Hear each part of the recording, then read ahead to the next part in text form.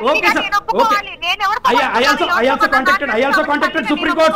I also contacted Supreme Court judge. I have high council panel. I also have high panel council. నేను కూడా advocate నే. కానీ మీకున్న ground ఏంటంటే నేను కూడా పెద్ద అడ్వకేట్లను కలిశాను. లీగల్ గ్రౌండ్ ఏంటంటే నేను చెప్తాను. మీకున్న లీగల్ గ్రౌండ్ ఏంటంటే ఇదిగో నా భార్య ఇలా ఉంది కాబట్టి నాకు డివోర్స్ ఇప్పించండి అని మీరు వన్ సైడ్ గానే డివోర్స్కి వెళ్ళొచ్చు, మ్యూచువల్ గానే డివోర్స్కి వెళ్ళొచ్చు, అంతే. వేరే అందరు డిఎన్ఏ టెస్టులు చేయించండి అని అడిగే రైట్ మీకు ఉండదు. సరే సార్, అలాగే అనుకుందాం, కాసేపు అలాగే అనుకుందాం. నేను కాసేపు ఎందుకు ఊరికి ఆర్గ్యుమెంట్.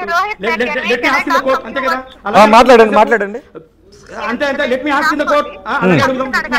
మెంటాలిటీ గురించి మీరు పొద్దున కోర్టు ముందు కూడా మీకు తెలుసు కదా, ఇంటిమేషన్ క్రిమినల్ ఇంటిమిడేషన్ అని ఒకటి ఉంటది మనకి, మీకు తెలిసిందే. 2014 నుంచి 17 వరకు లా చదివినారు అయ్య గారు, అవన్నీ చెప్పినా నిన్న మహా న్యూస్ లో. మరి నువ్వు సెంట్రల్ గవర్నమెంట్ ఎంప్లాయీ ఉండి నువ్వు ఎట్లా లా చదివినావు? నువ్వు ఫస్ట్ క్వశ్చన్, నువ్వు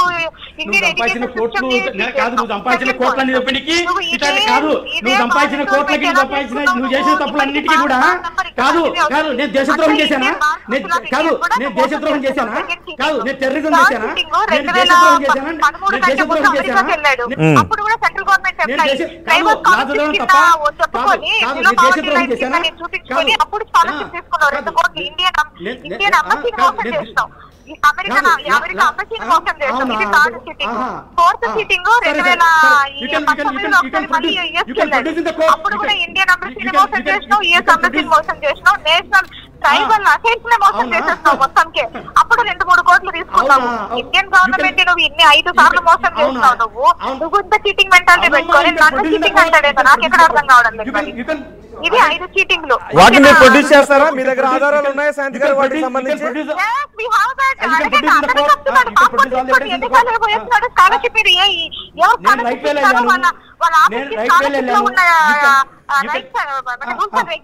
చూసుకోండి మీరు, కొట్టి చూడండి, www.tribal affairs కొట్టి ఇండియన్ హోమ్స్ స్కాలర్షిప్ కొట్టి చూడండి. బిలో పావర్టీ లైన్ ఉండాలా దానికి. అసలు అప్పుడు అడుగుతారు ఇంకా. ఓకే శాంతి గారు, సెప్టెంబర్ లో ఒక విషయం చెప్పండి. సెప్టెంబర్ లో యుఎస్ నుంచి మదన్ మోహన్ రప్పించి ₹1 కోటి బ్యాగ్ మీరు తీసుకొచ్చారంటున్నారు, నిజమాది? మీరు అసలు ఈ టాపిక్ మాట్లాడండి. అసలు ఆ టాపిక్ మీకు మ్యాట్రిమోనియల్ టాపిక్ పోయి కోర్టులో తెచ్చుకోమని చెప్పండి. ఓకే, ఇది ఇండియన్ గవర్నమెంట్ మాట్లాడదాం, దాని గురించి కూడా మాట్లాడదాం. మీ దగ్గర ఆధారాలు ఉన్నాయా వాటికి? సార్ ఆమె కోటి రూపాయల గురించి భయపడుతుంది. 1,60,00,000 నుంచి ఈడీ వస్తుందని భయపడుతుంది. 1,60,00,000 ఈడీ వస్తుందని 1,60,00,000 గురించి ఈడీ వస్తుందని భయపడతా ఉంది. ఈడీ వస్తామని భయపడుతుంది చెప్పండి సార్. ఆమెను భయపడుతుంది చెప్పండి. మీరు నిజమేనా మోసం చేశారా? గవర్నమెంట్ మీరు ఈ విషయాల్లో మోసం చేశారా? లేదు సార్, నేను మోసం చేయలేదు. నేను రైట్ వేలో లా చేశాను, రైట్ వేలో అమెరికాకి వెళ్ళాను. నేను రైట్ వేలో అమెరికాకి వెళ్ళాను, రైట్ వేలో లా చేశాను. కావాలంటే you can do any research, you can find any evidences. No problem. Okay, వాటికి సంబంధించి ఆమె ప్రూవ్ చేసినప్పుడు, కేసు ఫైల్ చేసినప్పుడు డిస్కషన్కి వస్తుంది. బిఫోర్ దట్ అది కాదు మన విషయం. ఒకసారి మీరు పర్సనల్ గా వస్తారా? మీ ఇంటర్వ్యూ ఒకసారి నేను పర్సనల్ గా ఇట్లా ఫోన్ లో కాకుండా ఇన్ పర్సన్ ఇవన్నీ. అందుకే మీరు స్టూడియోకి రండి అని పిలిచాం మిమ్మల్ని. లేదు అదే సార్, మీరు ఒకవేళ మీకు ఏమైనా కుదిరితే రేపు మీరు శాంతి గారు ఫోన్ కట్ అయిపోయిందండి. నాకు కుదిరితే స్టూడియోకి వస్తాను. శాంతి గారు ఒక్క విషయం, ఓకే నేను కన్క్లూడ్ చేస్తాను. నాకు అది కాదు, నాకు ఒక మదన్ మోహన్ గారు ప్లీజ్ కొంచెం ఆడియో తగ్గించండి. శాంతి గారు నాకు ఒక విషయం చెప్పండి.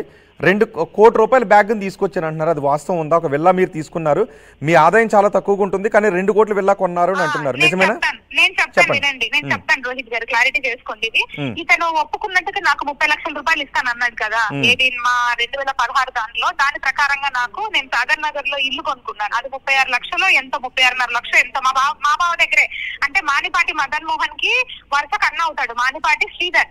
మా బావ గారు అప్పుడు జడ్జిగా ఉన్నప్పుడు కొనుక్కున్నారు. తర్వాత ఆయనకి ప్రమోషన్ ట్రాన్స్ఫర్ రావడం వల్ల ఆయన షిఫ్ట్ అయిపోతూ శాంతినాథ్ ఒక ప్రాపర్టీ ఉంది అక్కడ, సెకండ్స్ అదండి, సెకండ్స్ థర్డ్ అది, ఫస్ట్ కూడా కాదు, ఫస్ట్ హ్యాండ్ కూడా కాదు, సెకండ్ హ్యాండ్ ఉంది. మా తీసుకుంటామంటే సరే బాబా నేను లోన్ పెట్టుకుంటాను, లోన్ వస్తుందంటే నేను కొనుక్కుంటాను అని చెప్పిన.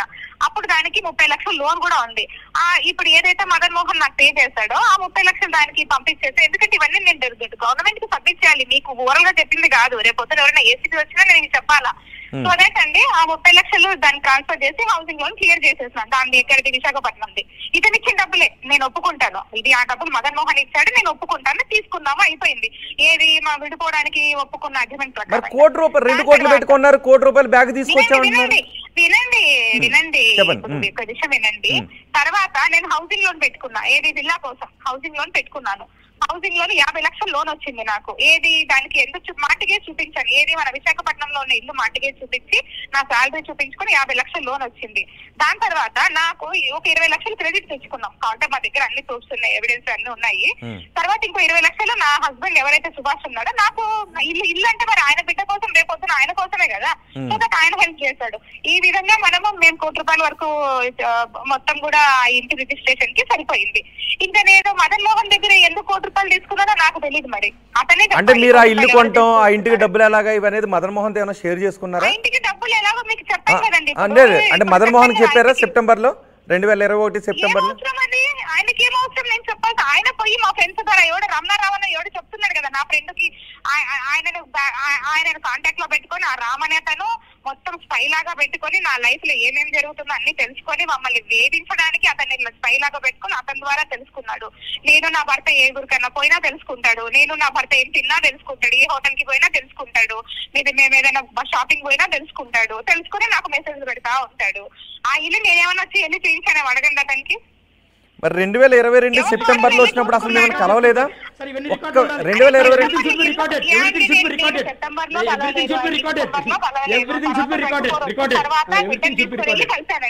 ఎప్పుడండి? ఇప్పుడు తీసుకుని వెళ్ళి కలిసాను. ఓకే, బిడ్డ పుట్టిన తర్వాత తీసుకెళ్లి ఈ బిడ్డ నీ బిడ్డ కాదు, నా ఎల్ఎంపీ డేట్ ఇది అని నేనే చెప్పాను. నేను అతనికి నేనెందుకు చెప్తా మరి మోసం చేసేదాన్ని అయితే. ఓకే, నేను ఐవీఎఫ్ చేయించుకున్నాను, ఇవేమీ చెప్పలేదు ఆయనకి. ఏమంటే ఐవీఎఫ్ ఇవన్నీ కూడా అతనికి అనవసరము, ఎవరికి అనవసరము. నా బిడ్డకి తండ్రి నేను ఇది చెప్పాను. అది ఐవీఎఫ్ ఎందుకండి? నేను డాక్టర్ ఎక్కువ పని చేయండి. మీరు మెడికల్ రికార్డు చూడండి, అతని దగ్గరే ఉంది మెడికల్ రికార్డు. అది ఐవీఎఫ్ బేబీయా లేకపోతే మీకు 2 రకాలుగా ఉంటాయండి రాసే ట్రీట్మెంట్స్ కూడా. ఎందుకంటే నేను డాక్టర్ తో మాట్లాడుతుంటే వెళ్లే వాళ్ళం కదా, అక్కడ ఐవీఎఫ్ ప్రెగ్నెన్సీస్ ఉన్న వాళ్ళు ఉంటారు, రెగ్యులర్ ప్రెగ్నెన్సీస్ ఉన్న వాళ్ళు కూడా ఉంటారు. నాకు ఐవీఎఫ్ చేసుకోవాల్సినంత కర్మేం పట్టలేదు. నా గైనక్ చాలా బానే ఉంది, నా బ్లాడర్ బానే ఉంది. ప్రస్తుతానికి మాత్రం ఈయన పెట్టే టెన్షన్స్ కి బీపీ షుగర్లు డౌన్ లో తప్ప అదర్వైజ్ నా హెల్త్ బానే ఉంది. శాంతి గారు ఒక్క విషయం క్లారిటీ ఇవ్వండి. మీరు యుఎస్కి ఎప్పుడు వెళ్ళారు మదన్ మోహన్ గారు? అమెరికాకి ఎప్పుడు వెళ్ళారు మీరు? జనవరి 2022. 22 వరకు మీరు శాంతితోనే కలిసి ఉన్నారా? ఎస్. 22 వరకు మీరు ఒకే ఇంట్లో ఉన్నారా? ఆమెకు 20లో జాబ్ వచ్చింది, నేను హైదరాబాద్ లో సెంట్రల్ గవర్నమెంట్, ఆమె వైజాగ్ లో పోస్టింగ్ వచ్చింది 2020లో. 20 ఒకే ఇంట్లో ఉన్నారా? 20 వరకైనా మీరు ఒకే ఇంట్లో ఉన్నారా? Yes yes. 20 వరకు ఎక్కడ ఉన్నారు? దమ్మాయిగూడలో కలిసి ప్రూవ్ చేసుకోవచ్చా? అక్కడికి వెళ్ళి ప్రూవ్ చేసుకోవచ్చా ఒకే ఇంట్లో ఉన్నారని? Yes, it's a good question. 2020. Yes. Absolutely. శాంతి గారు 2020 దమ్మాయిగూడ అడ్రస్ కూడా ఇస్తాను మీకు. వినండి, 2016లోనో ఎప్పుడో గృహప్రవేశం ఒకటి ఉంది. అప్పటికి మేము బాగానే ఉన్నాం, ఇంకా ఎప్పుడు ఫిబ్రవరిలో అనమాట. దాని తర్వాత మేము అన్ని రికార్డ్ చేసుకోండి. 2017 రూమ్ అండి తీసుకొని నేను కోచింగ్కి వెళ్ళేదాన్ని. ఎప్పుడండి? ఏ ఇయర్ అది? ఏ ఇయర్? 2017 మొత్తం కూడా నేను రూమ్ లో నేను ఇంకా వెళ్ళిపోయాను. ఈ విడాకుల పత్రం రాసుకున్న తర్వాత నేను బయటికి వెళ్ళిపోయాను. కాకపోతే బుక్స్ ఉండేవి, బుక్స్ గానీ బట్టలు గానీ ఈయన దగ్గరే కదా నా సామాన్లు అన్ని ఉండేవి. ఇతను ఎవరు పక్క దూరమోడు కాదు కదా, మా చిత్తమే కదా. నేను ఎప్పుడైనా వారానికి ఒకసారి పోయి బట్టలు తీసుకొని వచ్చుకునేదాన్ని, లేకపోతే నెలకు ఒకసారి పోయేదాన్ని, లేకపోతే అతనే అశోక్ నగర్ కి వచ్చేసేసి ఓన్లీ మా ఇద్దరి మధ్యన నేను రాసాను. మీకు గుర్తుందో లేదా? నేను మెసేజెస్ లో కూడా చదివాను. మన ఇద్దరు 2016లోనే విడిపోయాం కదా, సంసారం నేను అప్పటి చేయలేదని కూడా మీకు కూడా చేశాను. 2020 వరకు మీరు దమ్మాయిగూడలో ఒక ఇంట్లో కలిసి ఉన్నారు అనేది. మీరు ఒక పని చేయండి రోహిత్, నాకు ఒక విషయంలో క్లారిటీ కావాలి అండి. 2016లో అంటే మీ వైపు వాస్తవం ఉంది అని తెలియడానికి, మీ వైపు వాస్తవం ఉంది అని తెలియటానికి, మీరు వినిపించే వాదనలో నిజం ఉందని తెలియటానికి ఒక విషయంలో క్లారిటీ కావాలి. నేను ఫస్ట్ నుంచి జరిగిన ప్రొసీజర్ చెప్తూనే ఉన్నాను. మొన్న మీడియాలో కూడా చెప్పాను, ఇప్పుడు చెప్తాను. Again your asking me 2022 September 2022 September. అప్పుడు నేనే లేనని చెప్తూనే ఉన్నాను. నేను మీకు కొంచెం అర్థం చేసుకోండి. నాకు అర్థమవుతుంది. మదన్ మోహన్కి లీగల్ గా లేని రైట్ ఏంటి అంటే, నేను ఒకటి చెప్తాను వినండి. మీరు ప్రాక్టీసింగ్ అడ్వకేట్ కదా, ప్రాక్టీస్ చేసిన అడ్వకేట్ కదా. మదన్ మోహన్కి లేని రైట్ ఏంటంటే, నేను ఒకటి చెప్తా. మదన్ మోహన్కి లేని రైట్ ఏంటంటే, ఆ బిడ్డకి తండ్రి ఎవరో తేల్చండి అనే రైట్ లేదు. నేను తండ్రో కాదో మాత్రం తేల్చండి అనే రైట్ ఉంది అంతే. ఓకే సార్, ఓకే, అట్లా కానీ అలాగే అనుకుందాం. కానీ మదన్ మోహన్ కోసం అలాగే అనుకుందాం. మీ సాటిస్ఫాక్షన్ కోసం అలాగే అనుకుందాం. మీ సాటిస్ఫాక్షన్ అలాగే అనుకుందాం. బైగమీ కిందకు వస్తుంది, రైట్? బైగమీ, రైట్? అంటే డివోర్స్ కాకుండా వివాహం జరిగితే బైగమీ కిందకు వస్తుంది.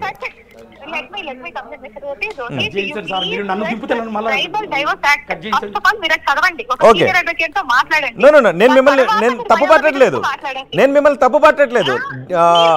మదన్ మోహన్ కున్న లీగల్ రైట్స్ ఏంటి, మీకున్న లీగల్ రైట్స్ ఏంటి అన్న దాని గురించి మాత్రం మాట్లాడుతుంది. మదన్ మోహన్ కి బిడ్డ తండ్రి ఎవరో తేల్చండి అన్నట్టుగా రైట్ లేదు.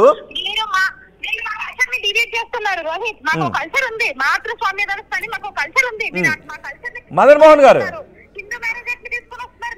ఒకసారి మదన్ మోహన్ కి కెమెరా రూట్ చేయండి. మదన్ మోహన్ గారు గిరిజన సంప్రదాయం ప్రకారం ఇప్పుడు చట్టం ఫాలో అవుతున్న విధంగా కాకుండా వేరే విధంగా తీసుకుంటారు, అవునా?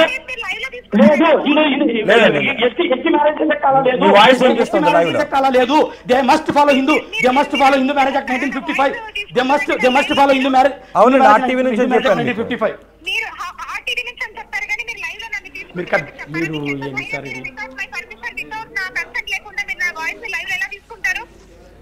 శాంతి గారు, నేను మీకోసమే తీసుకున్నాను, మీరు చెప్పే వాదనలో ఉంది అని మీకు చెప్పే తీసుకున్నాను. ఆర్టీవీ నుంచి కాల్ చేస్తున్నానని. సరే,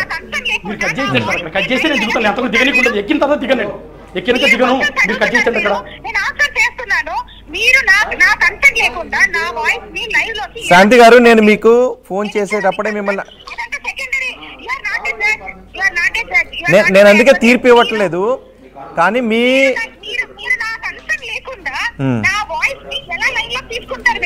శాంతి గారు, నేను మీకు కాల్ మీకు ఇష్టమైతే ఆన్సర్ చేయొచ్చు, లేదు అంటే ఆన్సర్ చేయకపోవచ్చు. నేను మిమ్మల్ని తప్పుపట్టలేదు.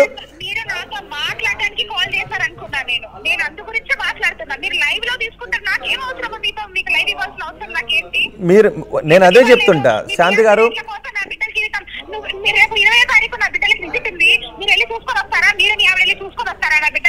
శాంతి గారు, మీరు చెప్పే శాంతి గారు, మీరు ప్రెస్ మీట్ కూడా పెట్టారు, ప్రెస్ కొన్ని వివరాలు చెప్పారు. ఇప్పటికీ వివాదం కొనసాగుతోంది. సరే శాంతి గారు, ఒక విషయం. శాంతి గారు మీరు ఒక విషయం. శాంతి గారు మీరు లా చదివారు కదా. శాంతి గారు నేను ఒక్క విషయం చెప్తాను. మీరు లా చదివారు కదా. మీరు గిరిజన సంప్రదాయం ప్రకారమే డివోర్స్ తీసుకున్నప్పుడు మళ్ళీ మ్యూచువల్ గా ఎందుకు కోర్టులో వేశారు? గిరిజన సంప్రదాయం ప్రకారం తీసుకున్నప్పుడు మీకు నచ్చితే ఆన్సర్ చేయండి, లేదు మీకు ఇబ్బంది కలుగుతుంది అంటే నేను మీకు చెప్పాను. నేను ఆర్టీవీ నుంచి కాల్ చేస్తున్నానని మీకు చెప్పాను శాంతి గారు.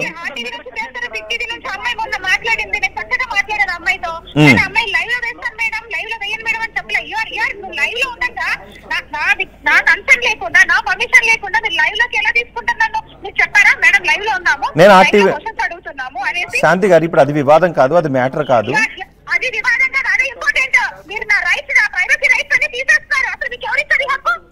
శాంతి గారు, మీరు ప్రెస్ మీట్ చెప్పిన అంశాల మీదే మీరు ఫోన్లో మేము వాటిని అడుగుతున్నాము.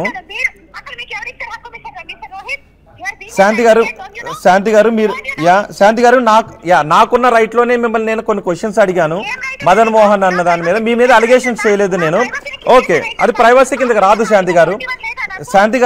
నేను చెప్పింది అదే. నేను ఆర్టీవీ నుంచి కాల్ చేస్తున్నాను అని చెప్పాను, మెన్షన్ చేశాను. మీరు మాట్లాడారు, మీ హస్బెండ్ కూడా ఉన్నారు అని మాట్లాడారు, మీ హస్బెండ్ తో కూడా మీరు మాట్లాడారు. అది వివాదం కాదు. ఓకే, అది వివాదం కాదు. యాజ్ అన్ అడ్వకేట్ గా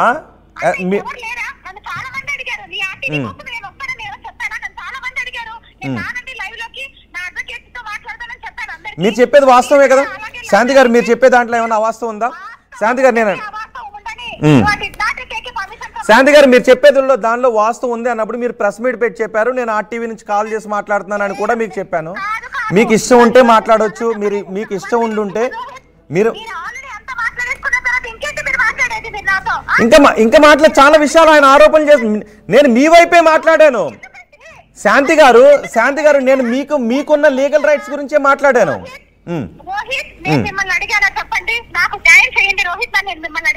మీరు ఆ రోజు అడిగారుగా, మీరు ప్రెస్ మీట్ లో కూడా చెప్పారు కదా, మీరు న్యాయం వైపు మాట్లాడండి అని అన్నారుగా. శాంతి గారు మీరు న్యాయం వైపు మాట్లాడండి, అవాస్తవాలు వస్తున్నాయి. శాంతి గారు మీరు న్యాయం వైపు మాట్లాడండి, అవాస్తవాలు వస్తున్నాయి అని అన్నారు. సో న్యాయం వైపు మాట్లాడటానికి మాత్రమే మీ నుంచి కాల్ తీసుకున్నాను. శాంతి గారు అందుకే నేను వన్ సైడ్ తీసుకోకూడదన్న ఉద్దేశంతోనే, శాంతి గారు నేను వన్ సైడ్ తీసుకోకూడదన్న ఉద్దేశంతోనే శాంతి గారు మీ పర్మిషనే తీసుకున్నాను. శాంతి గారు నేను మీకు కాల్ చేసినప్పుడు మీరు నన్ను ఒక అన్నోన్ పర్సన్ అని అనుకున్నప్పుడు మీరు సింపుల్ గా కాల్ కట్ చేయొచ్చు. మీరు అన్ని విషయాలు వివరించిన అవసరం లేదు. ఆర్టీవీ నుంచి అన్నప్పుడు ఒక ప్రెస్ ఎందుకు కాల్ చేస్తుందండి? ఒక ప్రెస్ నిజాలు తెలుసుకోవడానికే కాల్ చేస్తుంది. ఒక ప్రెస్ నుంచి రిపోర్టర్ కాల్ చేశాడు అంటే నిజాలు తెలుసుకోవడానికి కాల్ చేస్తాడు. చెప్పండి నిజాలు నేను ఒక విషయం అడుగుతా. మీరు ఆ రోజు ప్రెస్ మీట్ పెట్టారుగా, మీరే కదా శాంతి గారు అన్నారు, ఇందులో వాస్తవాలను తెలియచేయడం లేదు మీడియా, వాస్తవాలను తెలియచేయండి అని మీరు అన్నారుగా. సో వాస్తవాలు తెలుసుకోవడానికి నేను మీకు కాల్ చేశాను. మీరు వాస్తవాలు అనుకుంటే మీరు చెప్పండి, ఇప్పటికైనా మీరు చెప్పండి శాంతి గారు. యా ఎగ్జాక్ట్లీ మీడియాలో కొన్ని వార్తలు వచ్చాయి. శాంతి గారు ఒక విషయం చెప్పండి, నేను ఒక విషయం అడగనా? నేను ఒకటి అడగనా చెప్తారా? నో నేను ఒక విషయం అడగనా శాంతి గారు? శాంతి గారు ఒక విషయం అడగనా? శాంతి గారు శాంతి గారు మీడియా పర్మిషన్ లెటర్లు ఇవి తీసుకోరు. కాల్ చేసినప్పుడే మీ పర్మిషన్ అడిగాను. నేను ఫస్టే మీకు వినిపిస్తాను, నేను ఆర్టీవీ నుంచి కాల్ చేస్తున్నాను. ఓకే శాంతి గారు నేను ఒకటి అడుగుతా. శాంతి గారు నేను ఒకటి అడుగుతా. మీరు ఆ రోజు ప్రెస్ మీట్ పెట్టేయమన్నారు. మీడియా వక్రీకరిస్తోంది, నిజాలను టెలికాస్ట్ చేయండి అని అన్నారా లేదా? నో అంటే ఓకే తీసుకోండి, మాట్లాడండి. అంటే మీరు కాల్లో ఒక విధంగా, మీడియా కెమెరా ముందు ఒక విధంగా మాట్లాడరు కదా. మీరు ఎక్కడైనా నిజమే మాట్లాడతారుగా. మీరు ఎక్కడైనా నిజమా చెప్పండి. ఒక లెటర్ వచ్చిన దానికి ఆ లెటర్ మీద మిస్టర్ మహాటీవీ వంశీ ఉండొచ్చు, ఆయన పెద్ద మనిషి ఉండొచ్చు, మాకన్నా 20 ఏళ్ళు పెద్దోడు ఉండొచ్చు. ఆయన సైన్స్ స్కెచెస్, ఆయన ఎదసక్క నవ్వులు, ఆ తర్వాత ఎలా పడితే అలా మాట్లాడాడు ఒక అమ్మాయి గురించి, నా ప్రైవసీని అంతా కిల్ చేశాడు. అలాంటి ఆయన రేపొద్దున నా పిల్లలకి in the absence of you అలా చేయకూడదు. నేను కూడా అగ్రీ చేయను. ఓకే నా పిల్లలకి నా మొహం తీర్చుకోకుండా చేశాడు. రేపొద్దున పోతే వాళ్ళ ఇంకొకరు పేరెంట్స్ వస్తారు, ఈవిడే కదా 2 రోజుల నుంచి టీవీలో వస్తుందంటే నా పిల్లలు చచ్చిపోతారు. నా పిల్లల చావు అతను కారణం అవుతాడు. రేపొద్దున నా పిల్లలు పెద్దదయ్యాక వాళ్ళు సూసైడ్ అటెంప్ట్ చేస్తే ఇప్పుడే చెప్తున్నా నేను, దానికి కారణం మిస్టర్ వంశీ మహాటీవీ. నేను చెప్తున్నా, ఆవిడ లక్ష్మి అంటది ఆ పిల్లలకి ఏం నయం చేస్తుందో శాంతి వేసి చూడాలి అంట. ఇన్ని రోజులు ఆవిడ మూతి కడిగిందా, అన్నం పెట్టిందా, లేకపోతే పొట్టుగా పేరు పెట్టిందా నా పిల్లలకి? అంత ప్రేమ ఉంటే మదన్ మోహన్ ఆవిడకి పెళ్లి చేసుకోమనండి. ఆవిడకేమంత అవసరము, నేను వచ్చి న్యాయం చేయమా నా పిల్లలకి నేను అడిగానా? సరే మదన్ మోహన్ న్యాయం చేయమని అడిగాడు, అయితే నువ్వేం న్యాయం చేసావు మరి ఇప్పటి వరకు? నా పిల్లలకి నువ్వు న్యాయం చేయాలి, అన్యాయం చేశారు. నా పిల్లలకి న్యాయం కాదు చేసింది, నా పిల్లలకి న్యాయం చేయమని మదన్ మోహన్ అడిగితే ఆవిడ ఏం చేసింది న్యాయము? రేపు నా పిల్లలను తీసుకొని వచ్చేసి నన్ను మదన్ మోహన్ ని కలిపి మా పిల్లలకి అందరికి కలిపి ఏమన్నా ముచ్చట్లు పెట్టిందా? ఆవిడ చేసి ఫోన్ చేసుకొని నా పిల్లలకు అన్యాయం చేసింది ఆవిడ. ఇప్పుడు మీరేం చేస్తారు? సరే మీరు చెప్తాను న్యాయం చేయాలని అంటారు. నేను అదే అడిగాను శాంతి గారు, మీరు ప్రెస్ మీట్లు ఏమన్నారు? నాకు ఇలా జరిగింది, మీడియాలో వన్ సైడ్ వెళ్ళింది, నా పర్మిషన్ తీసుకోవాలని నన్ను అడిగారు అని. అందుకే మీ పర్మిషన్ తీసుకోవాలని కాల్ చేశాను మీకు. చెప్పనా మీకేం న్యాయం చేస్తాను చెప్పనా? ఒకవేళ నేనే నాకు గనక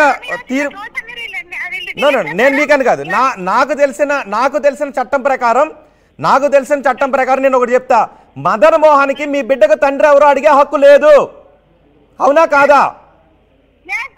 నేను కూడా అదే చెప్తున్నా, మదన్ మోహన్కి మీ తండ్రి ఎవరో DNA టెస్ట్ చేయించండి అని అడిగే హక్కు లేదు. మీరు నేను అదే చెప్పాను.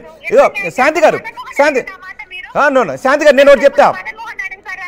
నేను అడిగాను, మీకు వినిపించినా? నేను ఇదే అడిగా శాంతి గారు. వినండి ఒకసారి, నేను ఇదే అడిగా. మదన్ మోహన్ గారు, మీరు శాంతికి బిడ్డకి తండ్రి ఎవరో తేల్చండి అడిగే హక్కు మీకు లేదని చెప్పారు. వినిపిస్తాను, కావాలంటే చూడండి.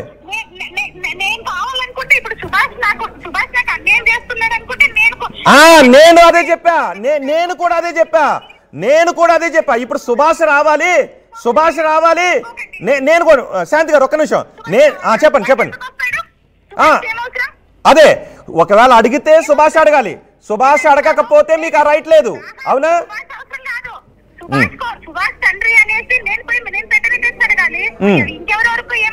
రైట్, నేను అదే చెప్పాను. పిల్లల గురించి మదన్ మోహన్ అడుగుతున్నాడు కదా రోహిత్ గారు, వెరీ కూల్ డిస్కషన్. నా పిల్లల గురించి అడుగుతున్నాడు కదా. ఇంత జరిగాక అంటే మీరు తల్లి స్థానంలో ఆలోచించండి ప్లీజ్, అబ్బాయి స్థానంలో ఆలోచించండి. ఇంత జరిగాక నేను నా బిడ్డలకి నా మొహం చూపించగలను రోహిత్? మీరు చెప్పండి. నేను అర్థం చేసుకోగలను, మీ ఆవేదన అర్థం చేసుకునే నేను మదన్ మోహన్ అడిగాను. చెప్పండి ప్లీజ్. అవును కదా, రేపు పొద్దున నా పిల్లలు ఇంకో 3-4 years లో వాళ్ళు మెచ్యూర్ అవుతారు. ఎవరు చూస్తారు వాళ్ళకి మంచి చెడు? అమ్మా ఇలా ఉండాలి అని ఎవరు చెప్తారు? మీరు చెప్తారా? ఆ మహా టీవీ వంశీ చెప్తాడా? ఆ ఇద్దరు పిల్లలు అడాప్ట్ చేసుకోమనండి. మహా టీవీ వంశీ ఇద్దరు మగ పిల్లలే కదా ఆయనకి, ఇప్పుడు అడాప్ట్ చేసుకొని పెంచుకొని ఇద్దరు కొడుకులకి పెళ్లి చేసుకోమనండి. ఆ పిల్లలకు పెళ్లిళ్ళు ఎలా అవుతాయి నా బిడ్డలకి? శాంతి గారు, నేను ఒకటి చెప్తాను, అది అవునో కాదు మీరు చెప్పండి. బ్రతుకుతున్న ఒక మనిషిగా మాట్లాడండి. అవును, నేను అదే చెప్తుంటా. నేను ఒకటి చెప్తాను. అదే జీవితాన్ని మీరు టీఆర్పీ చేసుకుని డబ్బులు సంపాదించుకున్నారా? డబ్బులు నిలబడతాయా? ఉసురు పడతాయి, మట్టి కొట్టకపోతారు. నేను చెప్తున్నా కదా, ఆ రోజు పుష్పవర్ధన్ మీద ఇసుక ఎందుకు వేసానో తెలుసా మీకు? చెప్పండి. తెలుసా? వాడు వచ్చి నాతో ఉండమంటే అంటే నేను వాడి కంటికి ఎలా కనిపిస్తున్నాను? అరే నా జీవితంలో ఒకసారి నా జీవితం బర్దాస్ అయిపోయింది. ఇదంతటి కారణం పుష్పవర్ధనే. మదన్ని రెచ్చగొట్టి ఇంతవరకు దూరంకి తెచ్చింది పుష్పవర్ధన్. ఎవరి పుష్పవర్ధన్ రెడ్డి? పుష్పవర్ధన్ రెడ్డి ఏం కాదు, పుష్పవర్ధన్ యాదవ్. ఈ పుష్పవర్ధన్ ఎవరో అడగండి మదన్ మోహన్ మీటింగ్ అయిపోయిన తర్వాత బాగా చెప్తాడు. ఆయన వైపు మాట్లాడలేదని కట్ చేసి వెళ్ళిపోయాడు. ఇప్పుడు మీరు మాట్లాడేయండి. నేను ఆయన వైపు మాట్లాడలేదు, ఎప్పుడు నేను న్యాయం వైపే తీసుకున్నా. ఇప్పుడు న్యాయం కాదండి ఇప్పుడు కావాల్సింది. ఇప్పుడు ఎవరికి న్యాయం కాదు కావాల్సింది, నా ఇద్దరు బిడ్డలకి పల్లీలు లేకుండా చేసింది ఎవరి? పుష్ప యాదవ్. పుష్ప యాదవ్ మీకు ఏం అన్యాయం చేశాడు చెప్పండి? యాదవ్ మీరు చూడండి, మీరు మా ప్రీవియస్ వీడియోస్ కొట్టి చూడండి, మీకు తెలుస్తుంది. మీరు మా ప్రీవియస్ ఆమె కాంటాక్ట్ ఏందో, నా కాంటాక్ట్ ఏందో వాళ్ళ ఆఫీస్ దగ్గర. మదన్ మోహన్ గారు మీరు ఆగండి, మా ఆఫీస్ ఆమె కాంటాక్ట్ మీరు ఆపండి. ఆమె కాంటాక్ట్ మదన్ మోహన్ గారు మీరు ఆగండి. ఆఫీస్ దగ్గర మా ఆఫీస్ దగ్గర మదన్ మోహన్ గారు మీరు ఒక్క నిమిషం ఆయన కారులో రానియండి ఒకసారి. శాంతి గారు కాల్ కట్ చేశారు. మీరు కాల్ చేసిన వ్యక్తి మరొకరితో మాట్లాడుతున్నారు, దయచేసి మీరు వేచి ఉండండి లేదా మళ్ళీ కాల్ చేయండి. The person you have called is speaking to someone else. You can wait or call again later. आपने जिस व्यक्ति को कॉल किया है वह अन्य कॉल पर व्यस्त है, कृपया प्रतीक्षा